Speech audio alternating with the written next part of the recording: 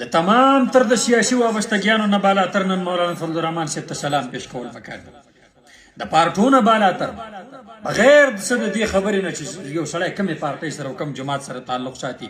لیکن د فلسطین د مظلومه مسلمانانو لپاره چې دې سړي کم آواز اوچت کړ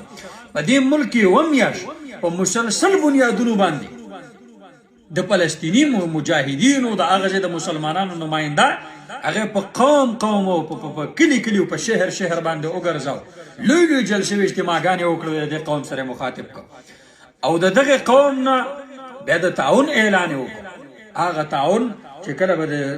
د جمعیت علماء اسلام او د مولانا فضل الرحمن صاحب کارکنان چېرته ولاړو، خلکو به ویل د دې خو هېڅ سیټ اپ نشته دی، د دې خو هلته د تعاون د لېږلو هېڅ لاره نشته دی، دا به په کومه لاره باندې ځي، دوی به تعاون څنګه رسوي؟ براه راست بغیر څه د واسطې نه نن مولانا فضل الرحمن صاحب هغه خلکو ته هغه تعاون ورساو. او بیا نن هغه مولانا چې دنیا هغه ته مختلفې طعنې ورکوي، 57 اسلامي ممالک او د هغې سربراهان با اثر او با قوته خلک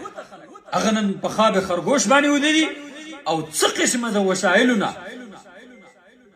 خلاص چې هېڅ قسم وسایل ورسره نشته دی. دغه یو قاید جمعیت مولانا فضل الرحمن صاحب د دغه خلکو دپاره لګیا دی. دا د دې سړي حد درجې چې کوم د ملت اسلامیه دپاره غم دی، د ملت اسلامیه فکر دی، د امت مسلمه فکر دی او د فلسطین د مظلومانانو سره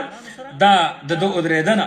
دا د امت مسلمه سره د محبت او د هغه په درد باندې درنن کېدلو لوی دلیل دی. خو زه دا وایم چې څنګه تحریک روشمرومالو او د هغې دپاره د جمعیت علماء اسلام تسلسلو دغه شان چې کوم د مولانا فضل الرحمن صاحب نن د هغې تسلسل دی چې په اسلامي دنیا باندې ګرځي او د فلسطین د مظلومه مسلمانانو مقدمه لړاول. او دا هم ویم چې د ملا عمر تحریکو چې روس نه والا تر ناټو پورې دغه تمام مغربي دنیا کې چې کومه زور ازمایي کوله په افغانستان په خوره باندې دوی ته شکست ورکړ، همدغه شانتې مولانا فضل الرحمن دی چې د مغربي دنیا ته به انشاءالله اسرائیلو ته به شکست ورکوي او د هغې چې کوم مذموم عزایم دي چې بیت المقدس په هیکل سلیماني باندې بدلی او د هغې د ویرانولو منصوبه انشاءالله العزیز د هغې دغه مذموم عزایم چې څنګه د اسرائیلو ایجنټانو قادیانیانو ته په پاکستان کې لار نه ورکوي، همدغه شانتې به په اسرائیلي دنیا کې په هغې باندې یو ماتم برپا کوي. خو د دې سړي په شا باندې ودرېدل پکار. زمونږ قوم همیشه نارې وایي د سلطان صلاح الدین ایوبي ضرورت دی، د فاتح بیت المقدس او حضرت عمر ابن خطاب ضرورت دی. د وخت سلطان صلاح الدین ایوبي خو په میدان عمل کې، خو ته د سلطان صلاح الدین ایوبي سپایي جوړېدو ته تیار نو ته نه یې تیار، ته کردار نه ادا کې. سلطان صلاح الدین په میدان عمل کې او د جنگ نقشه بدل، د جنگ ترتیب بدل دی، د جنگ نوعیت بدل دی. هغه زړو وسایلو په زړه طریقه باندې جنگ نه دی. د ملا عمر د جنگ نوعیت هم بدلو، د دې جنگ نوعیت هم بدل دی. په دې جنگ کې اسلامي ممالک او د هغې سربراهان په اعتماد کې اخیستل دي، ځکه موږ سره د دوی بارډر نه دی جنګېدلی، موږ سره یې لارې نشته دی.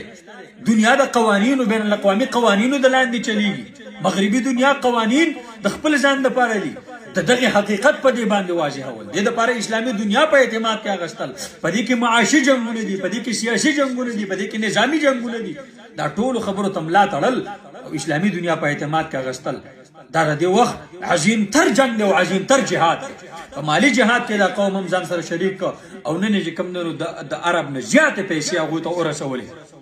یو عرب نه زیاتې پیسې هغو ته ورسولې او د هغه حماس برای راست د هغې د مشرانو سره ملاقات وکړو.